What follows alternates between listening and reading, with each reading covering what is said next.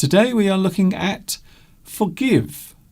Forgive, words and phrases. These are words and phrases connected to forgiveness. To forgive someone, to forgive them for their wrongdoing.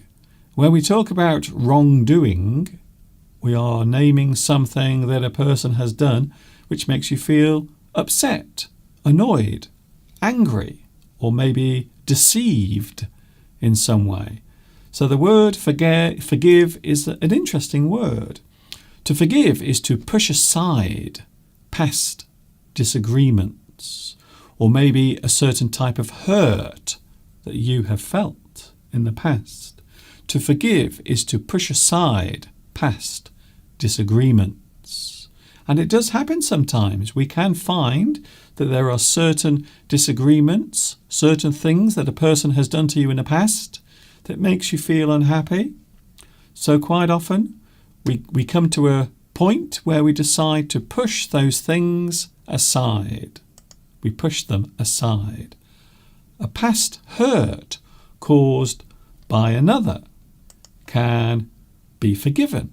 So maybe in some way you can forgive someone for doing something bad to you, hurting you in some way.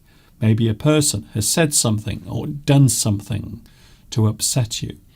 So a past hurt caused by another can be forgiven. You forgive that person. You forgive someone. You forget about the wrongdoing. Wrongdoing is a great word. It means something that you've done or something that has occurred that is seen as bad.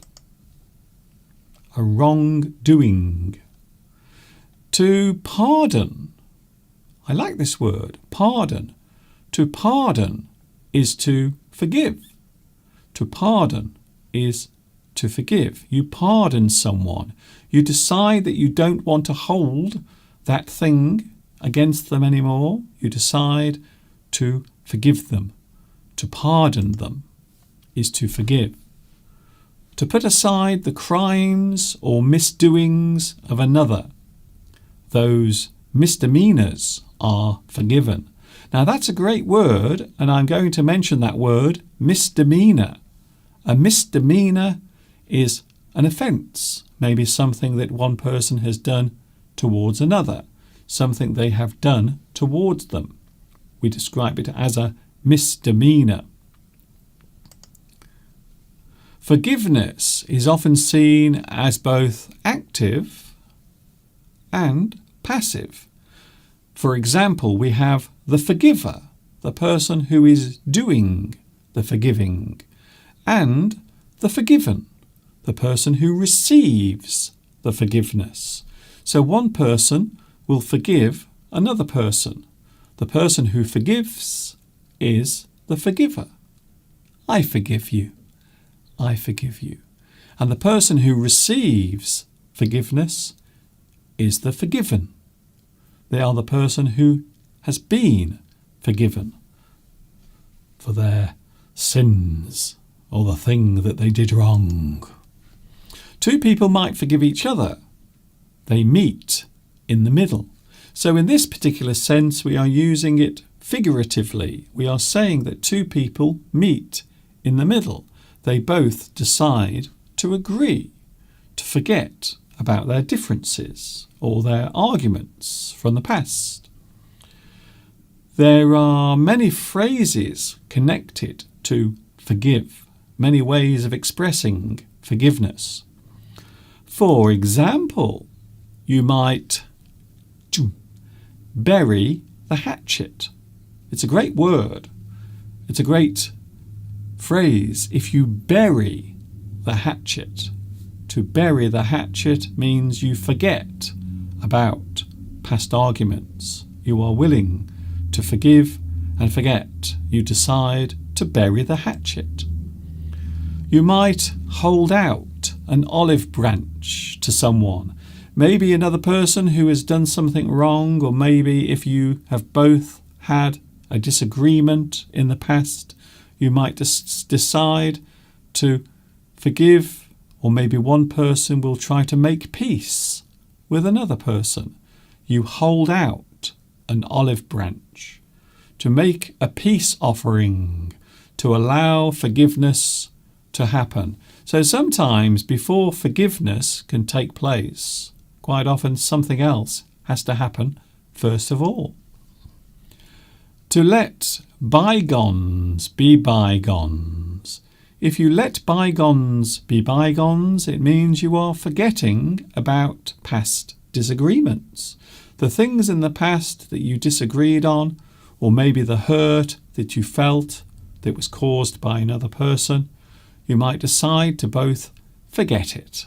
Let bygones be bygones.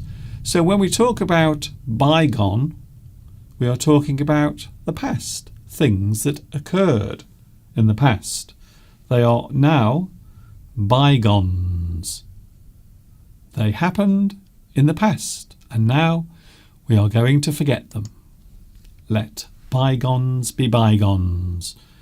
You might want to kiss and make up. Ooh, Mr. Duncan. So this, again, is another figurative phrase. So it doesn't mean that you really kiss, although you might. You might decide that you want to give each other a kiss or a hug to show that you are friends again. However, we could also use this figuratively to mean that two people agree to forgive one another.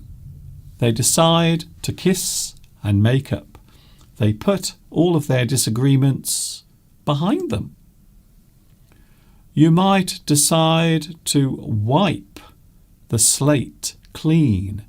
If you wipe the slate clean, it means that you decide to forget about all of the past disagreements or hurt, and you start with a fresh attitude after forgiving someone.